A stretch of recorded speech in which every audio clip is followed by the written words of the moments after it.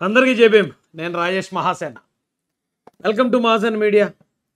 Nara Lokesh, royal Andhra tiger Nara Lokesh అని అప్పట్లో video చేసామండి. అది ఆ పేరుకి ఈరోజు సార్థకత లభించింది అనుకుంటున్నాను. నేను కళ్ళజోడు పెట్టుకుని వాడదానని ఏమనుకోకండి, లోపల జోష్ అలాగ ఉంది. కళ్ళజోడు తీస్తే కళ్ళలోంచి మెరుపులు వచ్చేస్తున్నాయి, మీకు కనపడతాయేమో అని కళ్ళజోడితో కవర్ చేస్తున్నాను. నారా లోకేష్ గారిని వార్డు మెంబర్గానా గెలవగలవా, అసలు ఎప్పుడన్నా వార్డు మెంబర్గానా గెలిచావా అని చాలామంది విమర్శించేవారండి, కామెడీ చేసుకునేవారు.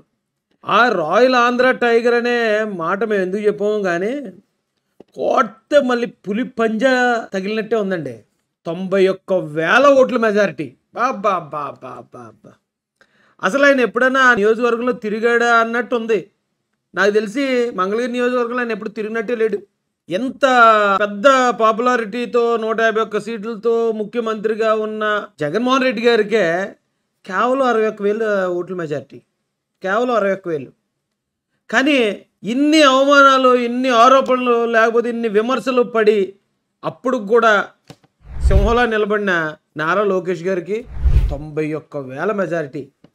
నాకు తెలిసి స్టేట్లో అదే హైయెస్ట్ అనుకుంటా. ఎన్ని కష్టాలు పడ్డాడండి, బా కష్టాలు, అవమానాలు, దాడులు, ప్రతి అడ్డమైనది వచ్చి ఆయన విమర్శించడమే. అయినా కూడా ఎక్కడ చలించకుండా ఆయన చేయాలనుకున్న పని, ఆ యువగళం పాదయాత్రతో ఆయన రాయాలనుకున్న కావ్యాన్ని ఆంధ్రప్రదేశ్ ముఖ చిత్రమే రాసాడండి. ఆంధ్రప్రదేశ్ మ్యాప్ మీద ఆయన ఆటోగ్రాఫ్ పెట్టాడు, సిగ్నేచర్. ప్రపంచంలోనే ధనవంతుడండి జగన్మోహన్ రెడ్డి అంటే. అలాంటి వాడిని కేవలం 10 సీట్ల లోపు పరిమితం చేశాడు one and only Nara Lokesh. మొత్తం యువతలో ఆయన కల్పించిన ఉత్సాహం అది ఎవడూ మర్చిపోలేడండి. ఆంధ్రప్రదేశ్ చరిత్రలో నారా లోకేష్ అంటే మైల్ స్టోన్. అయితే తెలుగుదేశం పార్టీని 23 సీట్లు వచ్చాయి అని కూడా విమర్శించేవారు. ఆ 23 సీట్లలో కనీసం సగం కూడా రాలేదు ఈరోజు వైసీపీకి. అందుకే ఎప్పుడు మిడిసిపాటు ఉండకూడదండి, ఎప్పుడు మనల్ని మనం హెచ్చించుకోకూడదు. మేము తోపులు తురుములు, ఎదుటోడు మాకన్నా తక్కువ, మాకన్నా ఇది అని చెప్పి అలాగా విమర్శిస్తూ హేళన చేస్తూ చిన్నచూపు చూస్తే దేవుడు కొట్టే దెబ్బ ఇదిగా ఇలాగే ఉంటుంది. ఆ 23 సీట్లలో కనీసం 50% రాలేదు ఈరోజున వైసీపీకి.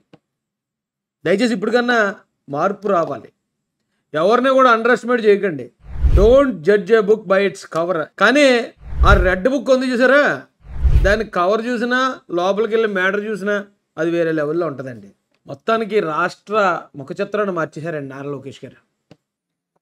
వయసు చాలా చిన్నదే, కానీ ఆయన తీసుకొచ్చిన మార్పు చాలా పెద్దది ఈ రాష్ట్రంలో.